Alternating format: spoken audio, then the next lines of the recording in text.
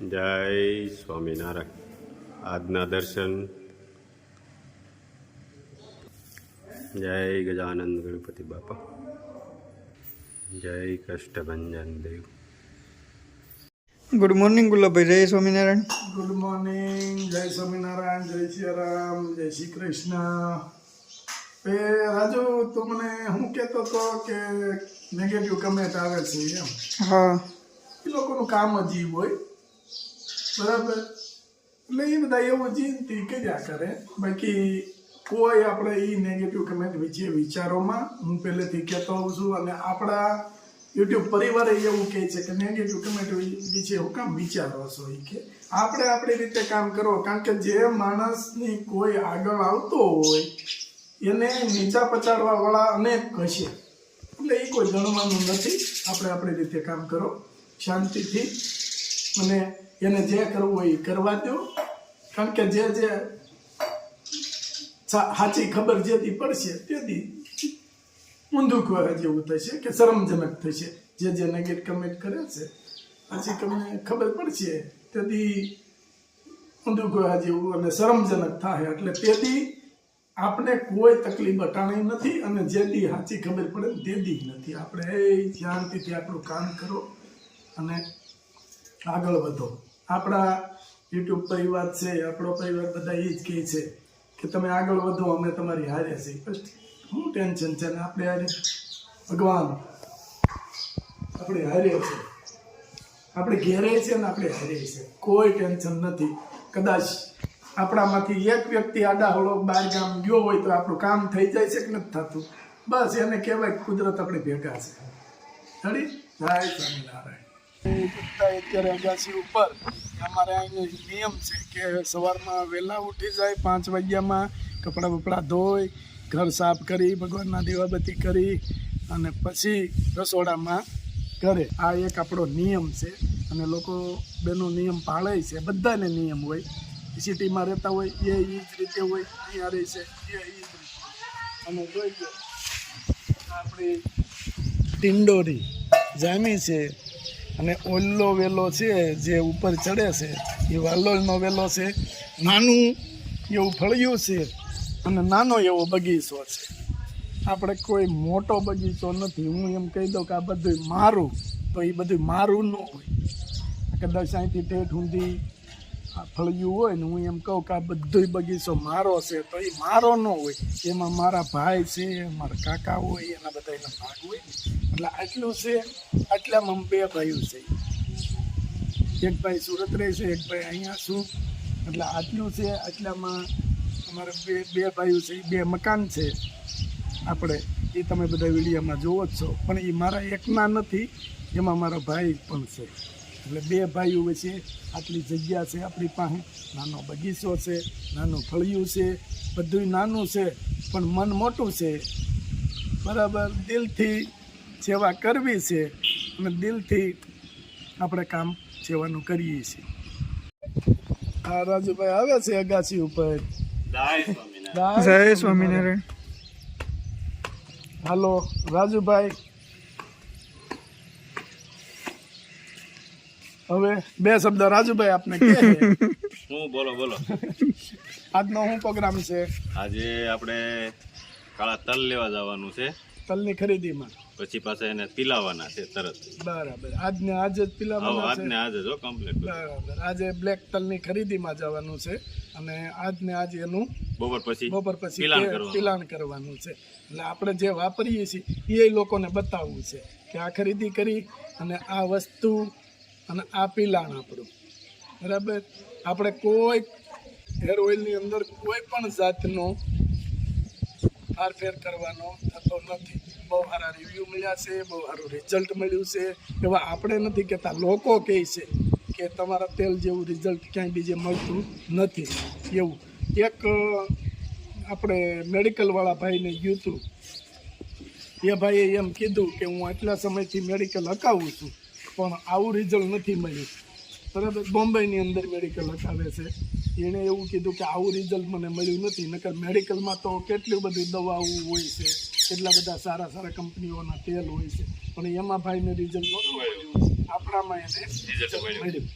તો હાલો આજે યડમાં જવાનું છે સાવરકુંડલા પિત્તળની ખરીદી કરવાની છે અને ખરીદી કરી અને પિલાણ ચાલુ કરવું છે. બપોર પછી ચાલુ. ચાલો જય સ્વામિનારાયણ. લે આવજો તો વળી. હા. 5 મિનિટ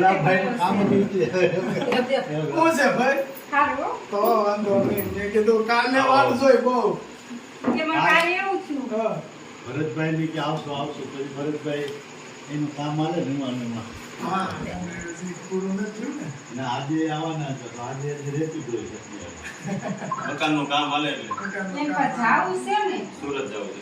સૂર્યને ટિકિટ છે 1 તારીખની એટલે ઓલા કામ જાત્રા? જાત્રામાં જવાનું. જાત્રામાં, એટલે હા. ઉતાવળ છે. એટલે ઉતાવળ છે.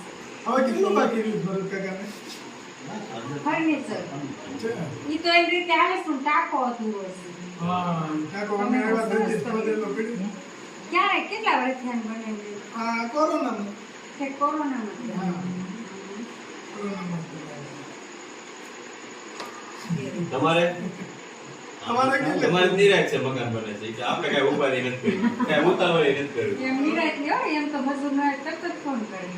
આ નિરાશ ને આમ. હા. પણ નકર તો છે ને પછી ઠકવાડી દે મકાન બનાવ મને ઠકવાડી દીધો એમ અને બરાબર આ મકાન પાડ્યું અને લોકડાઉન થયું અરે, પછી તો સામે ઓલામાં રહેતા ઈ કેવું છે તોય માંડ પૂરું કર્યું 2 વર્ષે શું કરું પણ અને આ બધે ખૂબ દેવાતા ખાડા ધૂળ પડી હતી હાલવાની જગ્યા નહીં એવી પરિસ્થિતિ. વાહન કઈ આવે નહીં, ચારે બાજુ ખુલ્લું એવું હતું. બહુ બધું માથાકૂટ. છેલ્લે તો મને પગે લગાડી દીધો. મેં કે જિંદગી 4 મકાન લેવાય પણ બનાવાય નહીં. ને મારા જેવું એવું થાય કે આ તૈયાર કરતા બનાવીને આ બનાવવામાં એક ફાયદો છે કે આપણે જે વસ્તુ જ્યાં કરવી હોય ને ઈ થાય અને ઓલું ત્યાર લઈને એમાં એમ થાય કે કોઈ તૈયાર નથી થતા. આપણે જોઈએ એવું બને. જોઈએ એવું બને એમ અને ઓલું જોઈએ એવું ન બને. એટલું આપણે ઈચ્છા હોય કે અહીંયા એક પથ્થર ફેંકવો છે તો અહીંયા ન હોય. સુરત હજી 20 વર્ષ થઈ ગયા પણ ઓલા ડ્રીલ મશીન વગર થઈ ગયા. હા એમ ત્રણ માં. છે ઈ લોકો સિમેન્ટ બહુ વાપરે અને કામ સારું. હા, કામ તો ઈ માથે રહીને જ કરાય. ઈ એવું છે હજી કાંઈ નહીં. હાલો આજે રાતે પાર્સલ કરવા પડશે કારણ કે તે હેર ઓઇલ આટલું જ રહ્યું છે અને ચેમ્પુ બને છે અને હેર ઓઇલ બનાવવાનું ચાલુ છે. અત્યારે બન્યું એક પાછું કન્ટિન્યુ કાલ બનાવવું જોઈએ એટલે આ 3-4 બોટલ જ તેલ રહ્યું છે. આ છેલ્લા પાર્સલ છે આ વસ્તુના એ આજ કરી અને કાલથી પાછું કન્ટિન્યુ તેલ બનાવવાનું ચાલુ. બરાબર હાલો લાવો આમાં શું ઓર્ડર છે? 3 bottle hair oil, 3 bottle shampoo અને 2 સાબુ.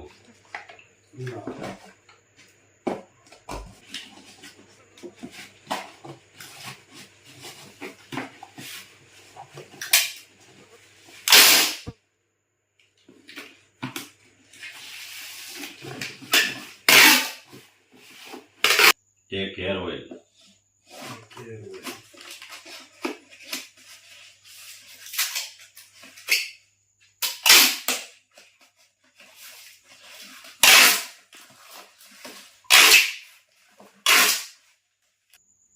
એક શેમ્પુ,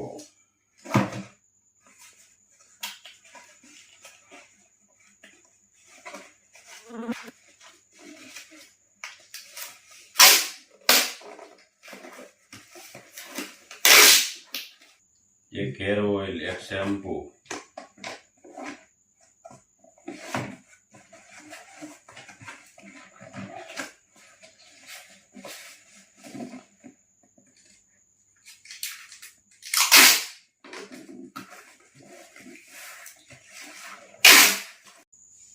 એક કિલો ઘી કિલો ઘી ને એક શેમ્પુ.